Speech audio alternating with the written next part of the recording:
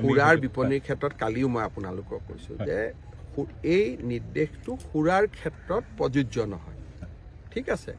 কিন্তু গুৱাহাটীত ৰেষ্ট্ৰ' বাৰখিনি এটা ডিমাণ্ড কৰি আছে যে আমাৰ 12টা বজাত দোকানখন আমি বন্ধ কৰিব লাগে, কিন্তু 12:30 বাজিলে আহি আমাৰ ওপৰত অত্যাচাৰ পুলিচ বা এক্সাইজে অত্যাচাৰ আৰম্ভ কৰে। গতিকে আমাক 2টা বজালৈকে চলাব দিয়ক। কালিও মই কৈছোঁ যে এইটো ক্ষেত্ৰত আমি সিদ্ধান্ত লোৱা নাই, আমি বিবেচনা কৰিম। কিন্তু ইয়াৰ আৰু তাৰ 2টা ইছ্যু বেলেগ বেলেগ।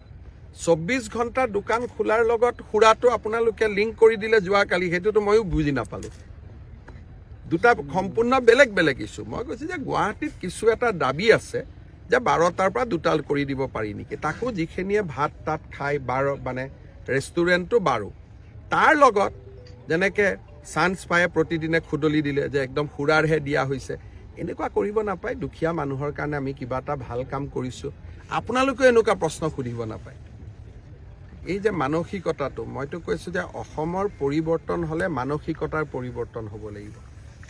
মই কৈছোঁ 24 ঘণ্টা দোকান খোলা ৰাখিব, আপোনালোকে কোৱা নাই মন্দিৰ খোলা ৰাখিব নেকি, আপোনালোকে কোৱা নাই বাছ আস্থান খোলা ৰাখিব নেকি। আপোনালোকৰ মাইণ্ডটো লগে লগে মদত গৈছে যে মদৰ দোকান খোলা ৰাখিব নেকি।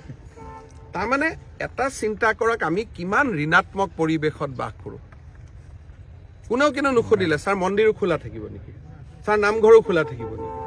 ফটক কৰি প্ৰশ্নটো সুধি দিলে যে মদো খোলা থাকিব নেকি। তাৰমানে আমি অসমীয়া মানুহে যদি মানসিকতাৰ পৰিৱৰ্তন নকৰোঁ, আমাৰ অসমখনক আমি কেনেকৈ ডেভেলপ কৰিম। ইমান মই বুজাই দিলোঁ যে সৰু সৰু দোকানীবিলাকক যাতে পুলিচৰ পৰা অত্যাচাৰ নাপায়, শ্ৰম পৰিদৰ্শকৰ পৰা অত্যাচাৰ নাপায়, বুজাই দিলোঁ যে বিহুৰ দিনা ৰবিবাৰ পৰিলে কি হ'ব, দুৰ্গা পূজাৰ দিনা ৰবিবাৰ পৰিলে কি হ'ব।